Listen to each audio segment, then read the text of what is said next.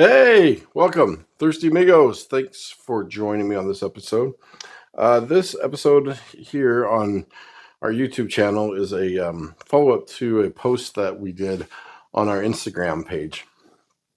So if you are a subscriber here with us or your first time joining us, thank you.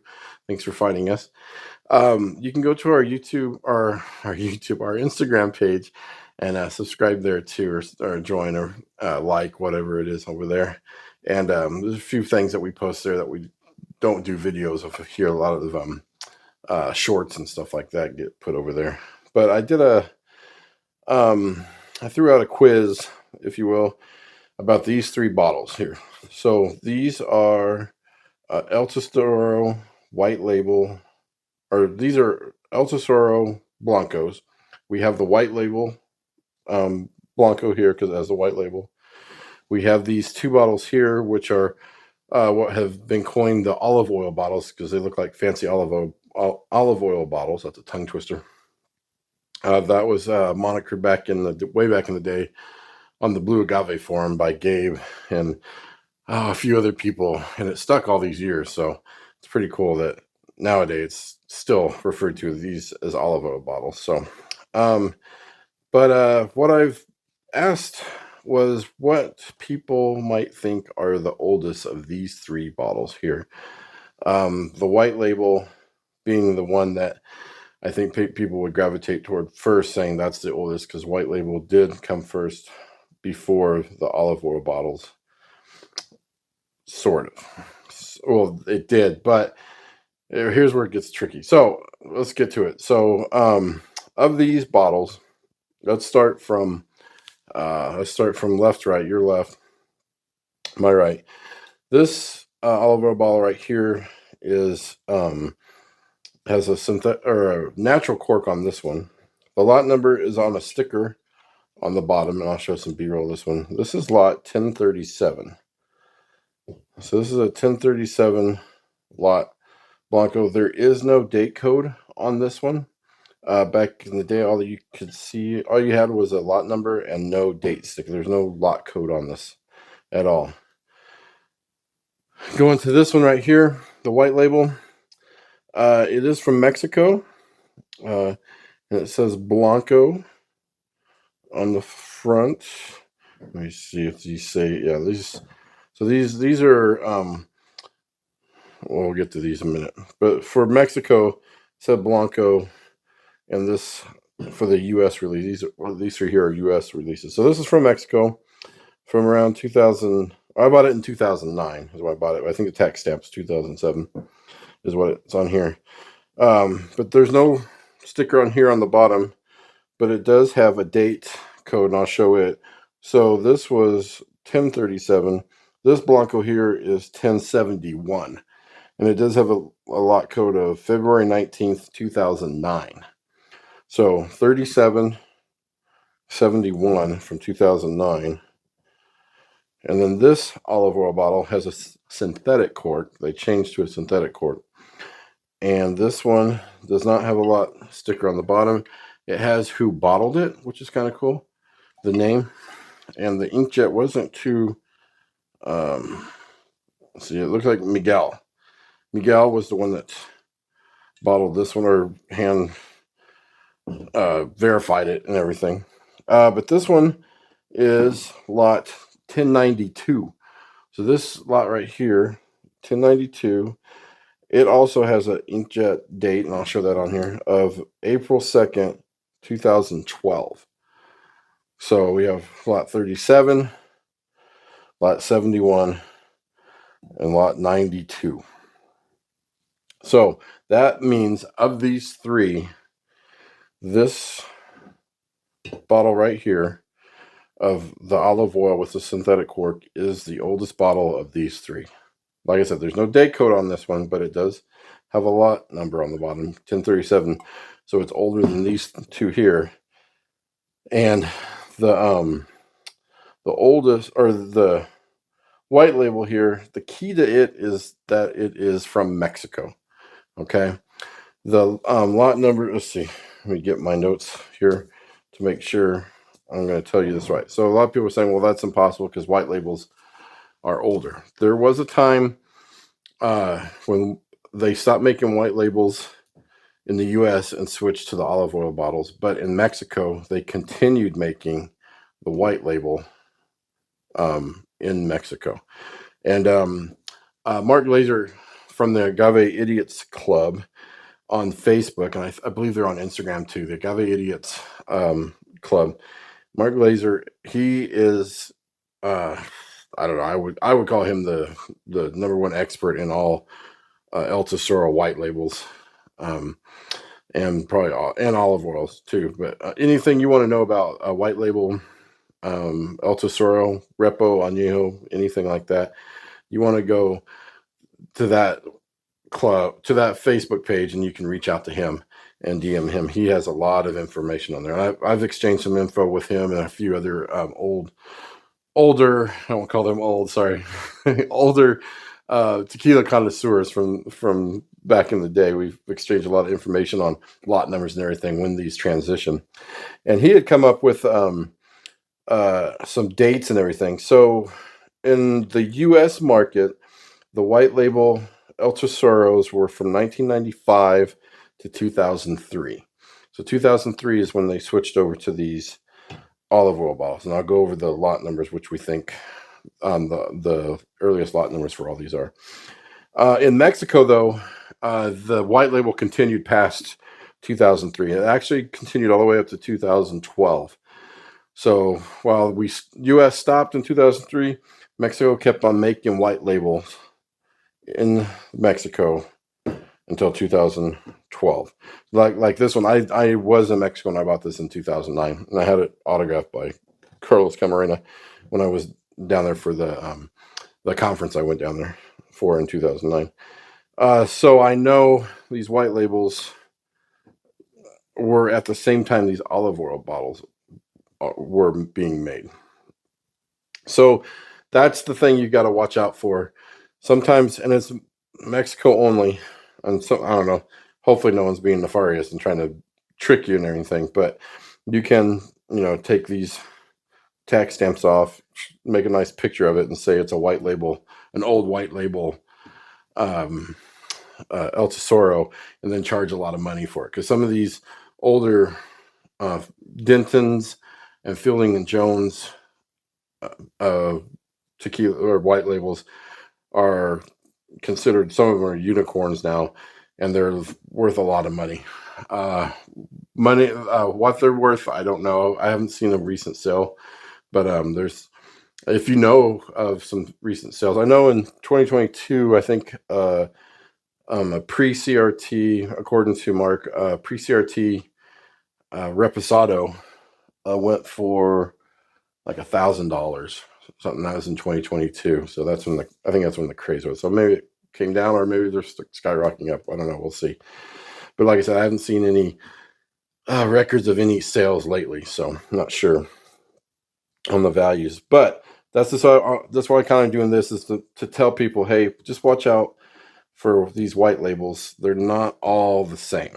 Okay, so in the U.S., the earliest labels of these were the Blancos switched over at lot 1031. For the Reposados, right here, they switched over around 1018. And then for the Añejos, from the white label to olive oil bottle, it was around 1036, 1037. There has been instances where people have found like Blancos 1031 on a white label and vice versa.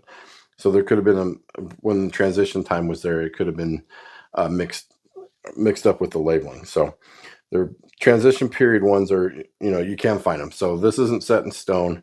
These are just some of the numbers that we've come up with over the years.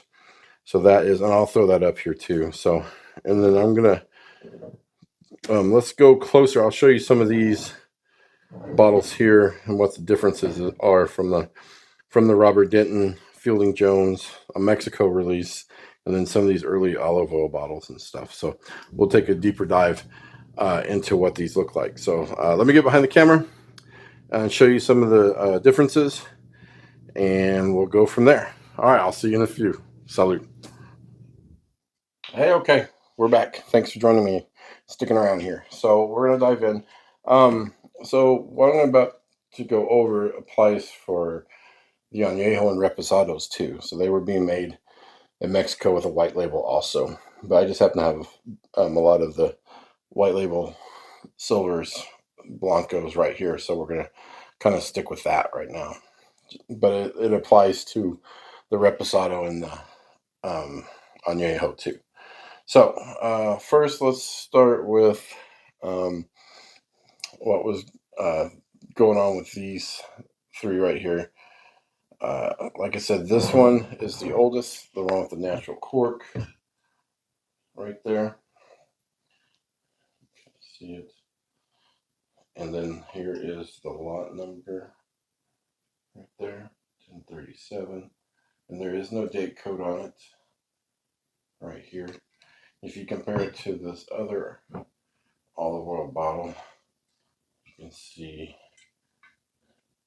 Miguel's name right there. And then here is the date code. Let's see if it shows up here for this one. So 2012.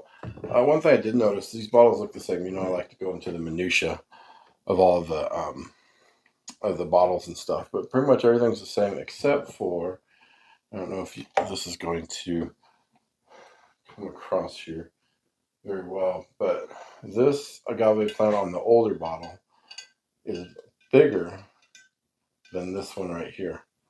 So if you go here, you can see it's a little below, and if you go up here and draw your line, it's a little bit shorter. This has a lot thicker leaves on it than this one does. So that's a difference of these two olive oil bottles that I've never noticed before. The text is all the same, everything's in the same place and everything. But yeah, the agave plant is bigger on the older ones. Just barely. If you didn't know, you would. If you didn't have them side by side, it'd be hard to tell. But this one, you can definitely see that they are different sizes. It's kind of cool. Okay, so those are the olive oil bottles. So we're gonna work our way backwards to the newest, or to the youngest, to the oldest, if I can. So this one I got in 2009. There is the tax stamp right there, and you can see 2007. There's Carlos's signature. I'll throw up a picture of me getting it autographed. And then there's the lot number, February 19th, 2009. So that's when this one was made, and it's lot 1071. So like I said, this one is in the middle. It was made at the same time these olive oil bottles, or this olive oil bottle was made. So this is 2009, this one's 2012 over here. So you gotta be careful with these ones. They should all have Mexico or labeling, which means they're all in Spanish. So there shouldn't be any English anywhere on it. So that should help if you're looking and you see one. Like, oh, hey, wait, I found a white label. Well, just check the text, because it will be different. They do look way different. So I'll set that one over here. So with the white labels, the U.S. releases, they came out. They have different importers. So the importers are going to be what tells you what is the oldest white label that you're going to have. So the newest, like we're working backwards, working to the oldest, is Fielding and Jones. So you can see right there, Fielding and Jones. That is the newest white labels that came to the U.S. So, and then this one is lot 1024 on this Fielding and Jones. So that's an older one. And on this one, same thing. Fielding and Jones and it still has the tag of 1025. So it's one lot newer than this other one right here. But you can see nothing changed on these labels. Everything's the same, 100% blue agave, 100% de agave, and they look different. They are different from the Mexican release, from Mexico only bottle with all the Spanish. So that's the difference. And then the oldest of the white labels, so all three of these, all Fielding and Jones and this one, which is a Robert Denton importer. So Mary and Robert were the ones that helped get El Tesoro and Chinaco premium tequilas into the U.S. They're one of the first ones. So we have a lot to thank them for getting these into the U.S. and expanding our palate on good tequilas, premium tequilas. So yeah, so this is a Robert Denton, and you can see the label hadn't really changed right there. There is no lot code on it at all. Same with the Fielding and Jones, and unfortunately, all of my Robert Denton uh, importers have no label on them saying when they were made. Unlike the Fielding and Jones ones, they all had a lot of them. So either they were peeled off or they fell off over the years because Colorado is so dry. Stickers don't stick at all very well. So so you have Robert Denton, the really old importer. These are highly sought after. So if you have a Robert Denton, you have the oldest of the white labels, and then these two are Fielding and Jones. I know I'm repeating a lot, but that way you know exactly what you need when you're starting to purchase a white label or tasting one too. So if you're tasting any of these two, are going to be stellar. But just know that if you're tasting one of these newer white labels past 2003, it's going to be basically the same as what's in the olive oil bottle. So that's why a lot of people seek out these older olive oil bottles, because the transition was really close. So if you have a lot, so this is a 25, but this is a lot, like I said, 37. But if you had a third, like this is 25, if you had a 31 or a 30 white label and a 31 olive oil, that's considered a transition period. So it would, these older olive oil bottles that have a synthetic cork and an older lot number, some people say that they're closer to the white label juice inside. The tequila is almost the same. So that's why some of these really old olive oils will command more of a premium price, because they are closer to these really older white label bottles. Is that confusing enough for everybody? So yeah, there's a lot to take in on all these.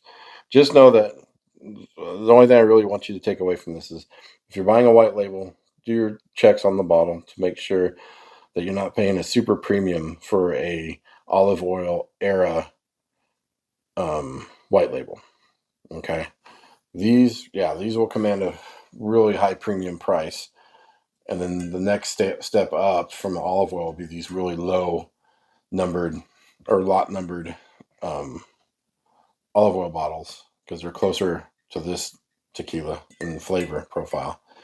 And then as you go up, they're still stellar. It's funny, back in the day, when these were hitting the scene, people swore that they changed the formula and everything, and it always happens with the bottle change, that they changed this and it didn't taste the same as the white label. So then people didn't really seek these out. And then now that they've changed to the Tahona, this is what we're calling the Tahona bottle now. This is the brand new expression of the bottle for El Tesoro now, which I think is beautiful. But it has a little simulated Tahona on top. So the Tahona bottle right here replaced the olive oil bottle. Okay. So after that comes this. So you have white label, olive oil, and now the Tahona. There's another white label, and I know Mark has these. in his collection that has a nice little brick thing here, and the agave is like embossed and everything, and then like a muy añejo and stuff. Those are super, super unicorn on, like a two-headed unicorn, if there's such a thing. Bottles for those. You'll never see those unless you're extremely lucky. Every now and then you might be able to find one of these out in the wild in an old mom and pop shop. So hit those if you can. And always look down in the shelves, way up top. I found them all over the stores before. So you never know when you're going to run across one. So yeah, so the white, when people didn't like these as much, but then when this started to come out, these started getting more popular because, like, well, hey, wait a minute, this changed. Now, and then people thought everything changed again with this, but they haven't changed the process or anything. And it's still Tahona ground brick ovens, copper pot, still, and all that good stuff. Open fermentation. They make it the right way, and the flavor is pretty much the same. Bottle conditioning is really going to be the key factor here for these older bottles. They're going to taste better, taste different than these newer ones because they've been sitting in the bottle with a little bit of oxygen in it. So, oops, sorry. Real quick, let me show you these two olive oil bottles that I have. I just happened to have them when I was getting the Blancos. These are older. So both of these are synthetic. I wrapped this one up, just getting a little bit of evaporation. But this one, the sticker is off of that one, but it is a synthetic cork, and it does have a bottle date on this one, 2008. So this is a March 15th, 1039 for the repo. And then this añejo is really old. This is one of the first. It has a lot number of 1036. See if we can get that there. So this is considered one of the first olive oil bottles bottles right here. So this could have añejo that was made at the same time a white label was made. So these like I said, these really old ones with synthetic cork and old lot numbers can be really close in flavor profile. Which, I think it's got a little bit of evaporation, you can tell. But so yeah, so that's these right here. All right, let me do some closing notes real quick, and then we're done. All right, hey, thanks for sticking around. So now, just to beat a dead horse with a stick here, we're going just make sure when you buy these white labels, any of these, that you do your checking on your bottles. Okay, just make sure. The oldest one's going to be the Robert Denton importer. The importer's key, and then Fielding and Jones is the next one. They'll all command a nice premium price, but Robert Denton should be slightly higher than your Fielding and Jones. Your Mexico white labels, just check, see if they have a lot number on it. If they do, just know around 2003 is when the olive oil bottles came into the U.S., and that they still made these until 2012. Okay, so you have what is that, 9 years of white labels being produced down there. But the good thing is, I think they should all have a date. Well, they should have a date stamp on it, but those can be rubbed off too. So just be careful, double check your bottles. Okay. So that's the El Tesoro lineup, and from the poll and the quiz on Instagram, it was this bottle right here of olive oil was the oldest of the three, with the synthetic cork, lock 1037, which according to this one is one of the older ones. 1031 for a Blanco was around the transition period. So there's a few lots after these went from this to this. So still pretty good stuff though, if you ask me. So never turn down any of these if you can. Just make sure you're not overpaying. Okay, that's all I want. Make sure I punch that home a million times here. All right, well, thanks for joining me on this episode. Make sure you like, subscribe, and notification bell. So if I do more of these, if you like this content, let me know, and we can do more of this stuff to help people out. And until next time, we'll see you later. Salud.